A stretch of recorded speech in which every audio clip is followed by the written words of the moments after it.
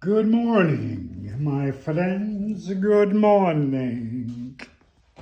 Well, here I am. I am going to now change the last 4 spark plugs, and then I'm finished with this deal here. Okay, so these are the worst. Down there, 1, 2, 3, and 5. Okay, there's a lot you can do. You can do a few things to make this job a lot easier by dismantling some areas. I'm not a big fan of doing that, and my father was very mechanically inclined and can really not just work on cars, but work on everything. And luckily I got that trait in his personality, whatever it is, gene. And I have actually seen people on YouTube go to change 1 or 2 sensors, and they've got a list of about 15 things that they've dismantled to get there. That is definitely not an art of, that's not being a professional, if you ask me. Anyway, here's a quick shot of the tools that I'm using, okay? These are the fancy green pliers to pull off the boots. I almost could not pull the boots off of the distributor cap. They have such good suction. And then they're good wires.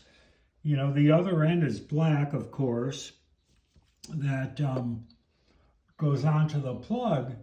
But under the cap here, there are these really strong suction cups. But anyway, on before I get lost in my own thoughts here, I want to show what some of the spark plugs look like.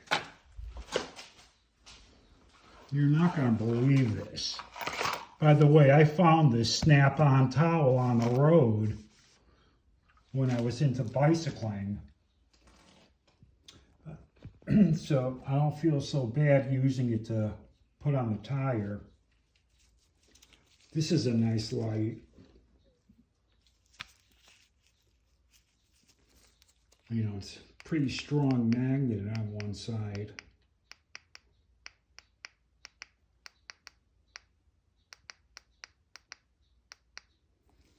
So these plugs aren't looking so hot. One thing I'm not happy about is I never noticed any oil leaks on this car before, and there's none on the ground, but these plugs aren't as dry as I would like them to be. If you can take a look here, you almost cannot see a complete spark plug. Okay? If you take a look on what is on top of what is called the puck, as many have put it, the connection between that and the arced metal, you can barely see it. It's like a pin. All right, so that is certainly not a good reason, certainly is a good reason why the car's sputtering and running so crummy. But this car is so nice that I have to fix the problem. It's embarrassing if it were something different, but this car actually looks pretty decent. These are the plugs I'm putting in, designed for cast iron plugs, heads. And we said the other day, as a recap, 1, 2, 3, 4. If you had the bolts to the valve cover, in the middle of the valve cover, you have aluminum heads. This is a cast iron head, very early 85. You know, there's the nuts to the valve covers. These valve covers were the best deal I ever got on eBay. $100, and they were all cleaned and powder coated.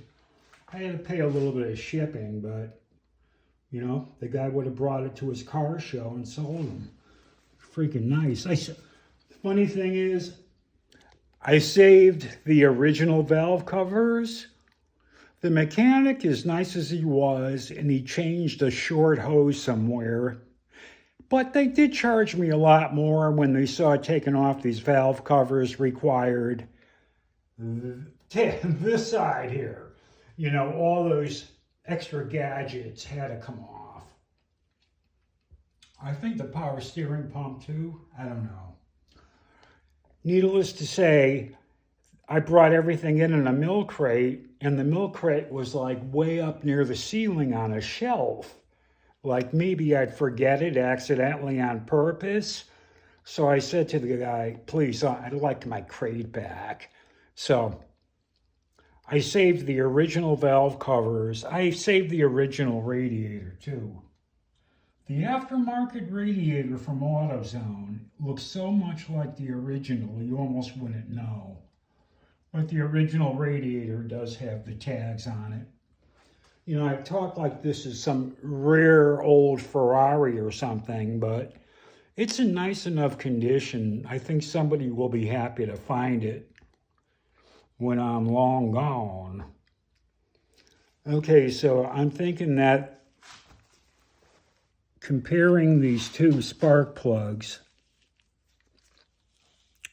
lengthwise,